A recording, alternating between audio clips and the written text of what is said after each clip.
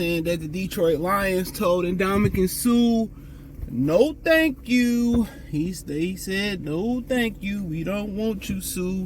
We don't need your services. Now, some people believe Ndamukong Suh can be a liability. But let's talk about it. Check out Detroit Lions Talk playlist. Thumbs up the video, share the video, subscribe to the channel. The subscribe button is the bell icon button. Hit all notifications, increase your chance, get notifications. We go live or drop a video and I'll explain the liability thing. So I just thought that, you know, they was just like, nah, we ain't want Suh, we ain't gonna pursue Suh. But apparently the rumors have it that Ndamukong Suh reached out to the Detroit Lions to rejoin the team. All right. I was like, man, it's a no-brainer. I'll take him over Tyson Alalululu, you know what I'm saying, or whatever his name is. I'll take him over him any day. All right. Right now in their prime, 5 years ago, 10 years ago, whatever you want to call it. That's just my opinion. I could be dead wrong. But apparently Brown Holmes said no. Now, we don't know what all went into that.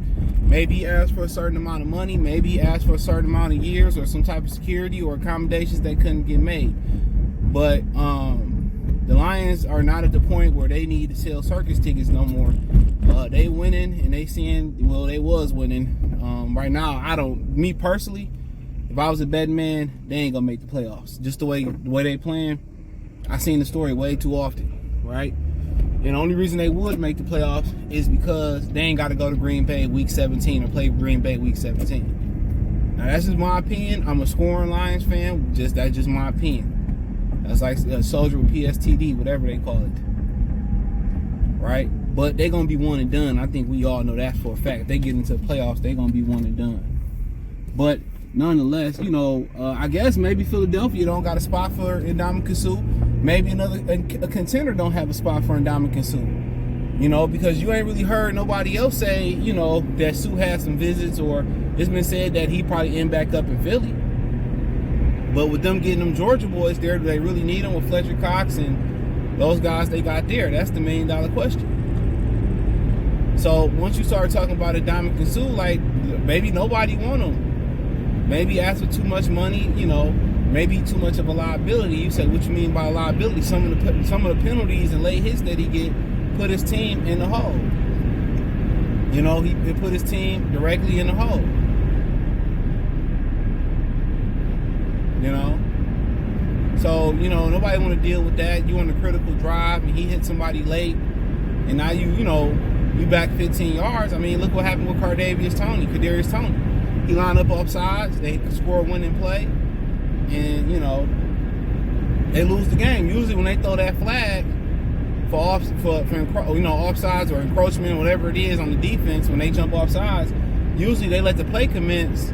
That's usually a sign that the defense was offsides.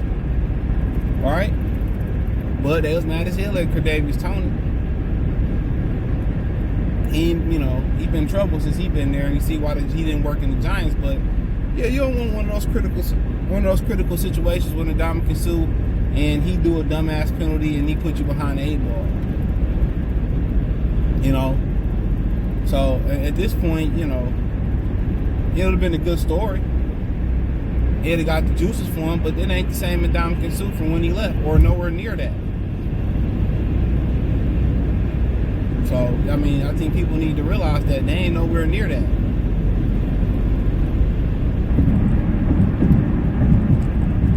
Nowhere near it.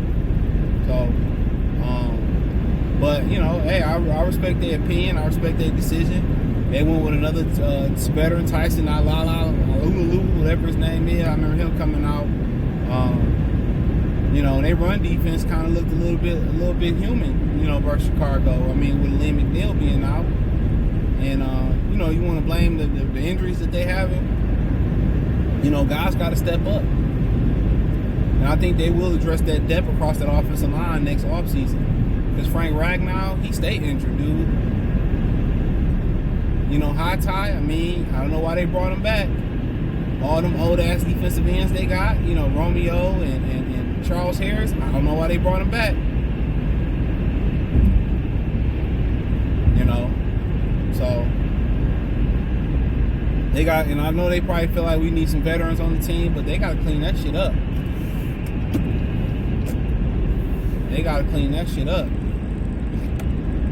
But you know, maybe they thought Sue was a liability. Maybe he asked for too much bread. You know, who knows?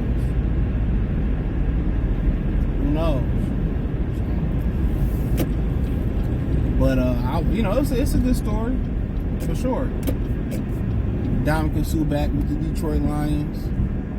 Maybe he can get his own old number back and all that type of stuff. So, you know, it's a good story. But Brad Holmes said no. Remember, Brad Holmes don't have no attachment to the Ndamukong Suh. I think they might, you know, I don't think he was he there? Yeah, he might have been around when Ndamukong Suh, you know, played for the Rams. But remember, he didn't work in the building. He was on the road. He was, you know, college scout. So, you know, I mean, I'm cool with it though. I mean, that's his decision. That's his decision. You know, a lot of people got mad he didn't give up a third for Chase Young. He said it just wasn't an option. So, you don't owe us no explanation. So, it's whatever. You know, and they sure could have used another pass rusher. But I don't think he gonna compromise draft picks for temporary help. Because, you know, you gotta tag Chase Young, make sure you gotta pay him.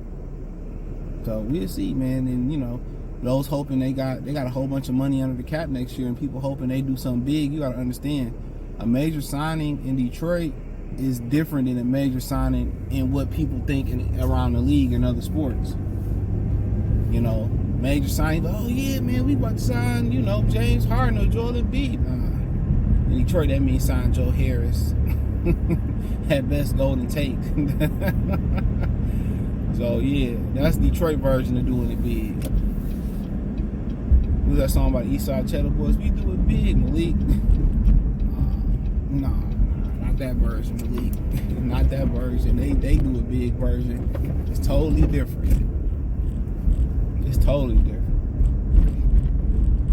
But yeah, man, I was kind of disappointed. But he reached out and he wanted to come here. But maybe maybe everybody not messing with him no more. So his career might be over with.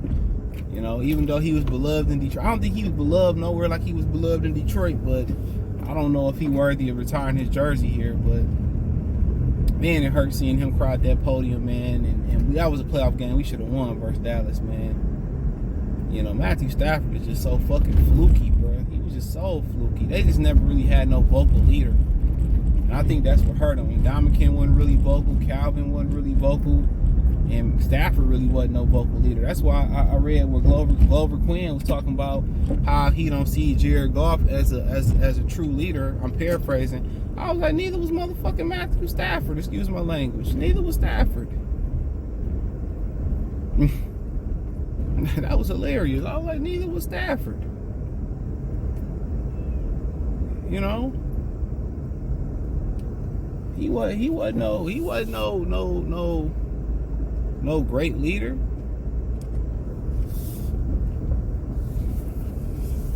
But that's all I got, man. Check out Detroit Lions Talk playlist. Thumbs up the video, share the video, subscribe to the channel. The subscribe button is the bell icon button. Hit all notifications, increase your chance to get notifications. We go live or drop video. Financially want to support the channel. Cash App, $CJ Good 313, Venmo CJ Good 313, PayPal link description. Hit the link tree, find me on Twitter, Instagram, Spotify, Anchor, Cash App, Venmo, PayPal, Apple Podcasts, Google Podcasts, the whole nine. About to go in here and run. I hate running, bro. Hate running days, but let's get it out the way. Peace.